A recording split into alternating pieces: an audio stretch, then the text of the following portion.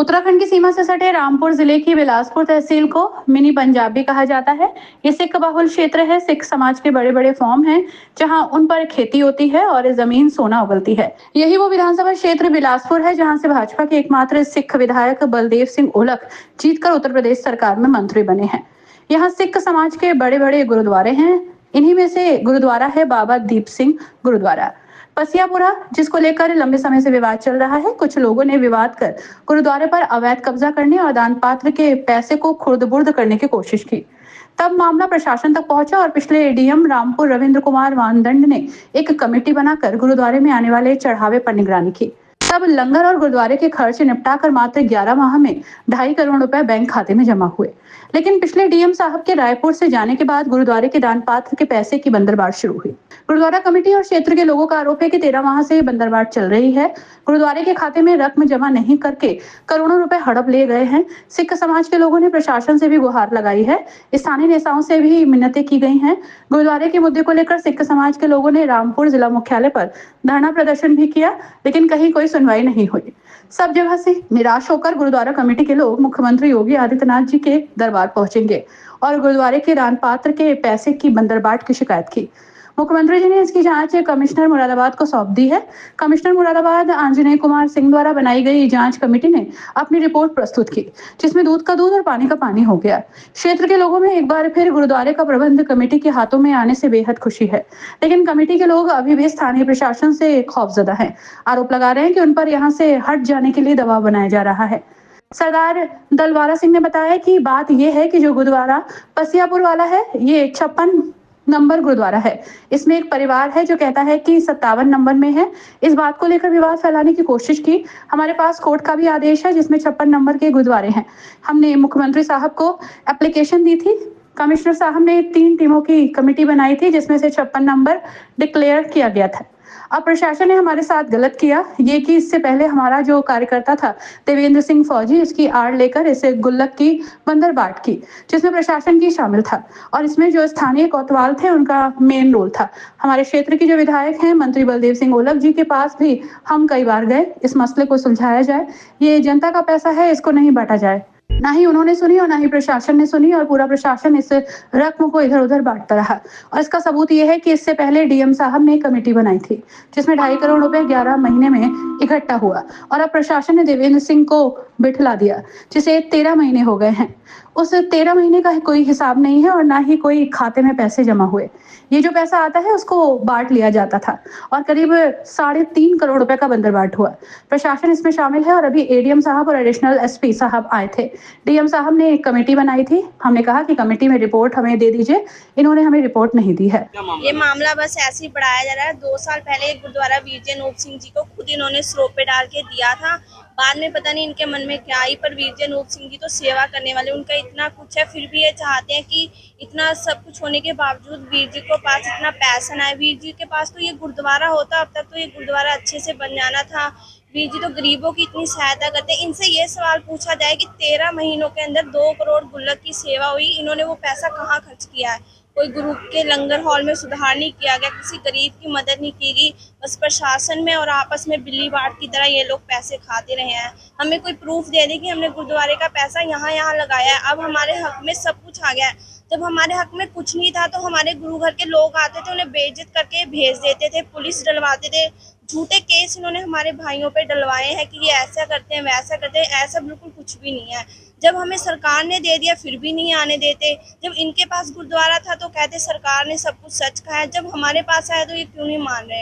या ये सरकार से पूछा जाए या इनसे पूछा जाए। अब भी हम लोग सारे प्रूफ के तौर पे आए हैं, फिर भी ये लोग हमें गुरुद्वारे के अंदर आ तो गए लेकिन ये आ नहीं रहे। बुरी बुरी हरकतें कर रहे हैं, देख रहे हैं कि हमारी मजाक बना रहे हैं। ऐसा बिल्कुल नहीं होना चाहिए।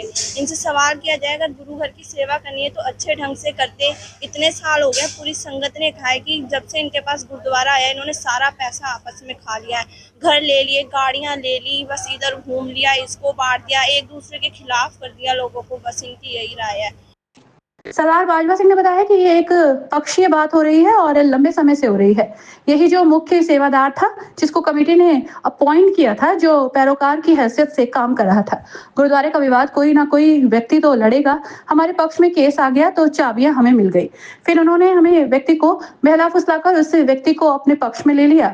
जब यहाँ पर गलतियां होने लगी तो हमने उस सेवादार को कमेटी ने सेवा मुक्त कर दिया। उसकी जगह दूसरा सेवादार अपॉइंट किया गया, जिसको हाई कोर्ट ने भी मान लिया। इसके बाद उन्होंने फिर उसके खिलाफ एप्लीकेशन लगाई। हमने प्रशासन को आदेश भी दिखाया, लेकिन प्रशासन ने उसको अंतरिम आदेश बताकर आदेश है वो अधूरा है, हमें बहला फुसलाकर भेज दिया। अब उस सेवादार से हमारा विवाद चला। हम डीएम साहब के पास गए। डीएम साहब ने एक कमेटी बना दी है। उस कमेटी ने आज हमें एक रिपोर्ट भी नहीं दी। उसमें एडीएम साहब भी थे जो आज जांच करने के लिए आए थे। उस कमेटी ने आज हमें कोई रिपोर्ट नहीं दी। उसमें एडीएम साहब भी थे जो जांच करने आए थे। हमने पूछा कि जिस कमेटी में आप थे उसकी कोई रिपोर्ट तो दो। उनके पास कोई जवाब नहीं था। फिर हम मुख्यमंत्री से मिलने चले गए। हमारा ये निवेदन था कि हमें प्रशासन रामपुर से कोई उम्मीद नहीं है, क्योंकि वो हमारी कोई बात सुनने को तैयार नहीं। इसके अलावा किसी से भी जांच करा लो। उन्होंने कमिश्नर साहब को रिपोर्ट दे दी थी। कमिश्नर साहब ने एक जांच कमेटी बनाकर इसमें साफ ये गुरुद्वारा 56 नंबर में है और जो ये 57 नंबर का जबरदस्ती विवाद बनाते हैं वो कुछ नहीं है। मेरे से पूर्व वक्ता जो थे उन्होंने स्पष्ट आपको कहा, सारी स्थिति से अवगत करवाया। ये एक पक्षीय बात हो रही है और लंबे समय से हो रही है। यही जो मुख्य सेवादार था जिसको कमेटी ने अपॉइंट किया था, जो पैरोकार की हैसियत से काम कर रहा था। गुरुद्वारे का विवाद कोई ना कोई व्यक्ति तो लड़ेगा। जिसको कमेटी ने डिप्यूट किया वो आदमी देवेंद्र सिंह था। वही उसी के नाम से केस लड़ रहे थे। हमारे पक्ष में केस आ गया तो चाबियां हमें मिल गई। चाबियां मिलने के बाद फिर इन्होंने उस व्यक्ति को बहला फुसला करके और उसको अपने पक्ष में ले लिया। और बार बार जब यहाँ गलतियां होने लगी और यहाँ पर जो अमर्यादित काम होने लगे तो हमने उस सेवादार को कमेटी ने सेवा मुक्त कर दिया। उसकी जगह दूसरा सेवादार अपॉइंट कर दिया, जिसको हाई कोर्ट ने मान भी लिया। उसके बाद फिर इन्होंने उसके खिलाफ एक एप्लीकेशन लगाई। हमने प्रशासन को वो आदेश भी दिखाया, लेकिन प्रशासन ने उसको एक इंटरिम आदेश बता करके कि अभी ये केस जो है वो अपना जो आदेश है अधूरा है, ये अभी आपको और मिलेगा। तो हमें बहला फुसला करके हमें भेज दिया।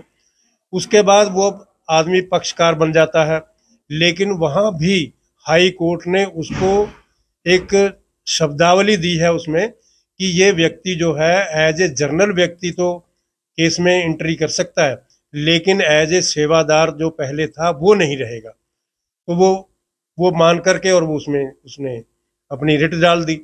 और फिर इन्होंने चालाकी से क्या किया, वहां से सारे अपने केस विड्रॉ कर लिए। जब केस विड्रॉ हो गए तो आदेश हमारा बरकरार हो गया, लेकिन प्रशासन मानने को तैयार नहीं था। फिर उसके बाद हमारा विवाद चला उस सेवादार से। उसके लिए हम डीएम साहब से भी मिले। वहाँ डीएम साहब ने एक कमेटी बना दी।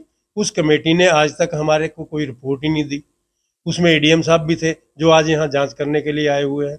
इनसे आज भी यही प्रश्न किया गया, जिस कमेटी में आप थे उसकी कोई रिपोर्ट तो दो, लेकिन उनके पास कोई जवाब नहीं है। और उसके बाद फिर मुख्यमंत्री साहब जी मिलने चले गए। तो मुख्यमंत्री जी ने जो आदेश किया, वो हमारा ये मुख्यमंत्री जी से निवेदन था कि हमें प्रशासन रामपुर से कोई उम्मीद नहीं, क्योंकि वो हमारे साथ हमारी कोई बात सुनने को तैयार ही नहीं। उसके अलावा किसी से करवा दो। तो कमिश्नर साहब को उन्होंने रिपोर्ट दे दी और कमिश्नर साहब ने एक जांच कमेटी बना करके इसकी जांच की।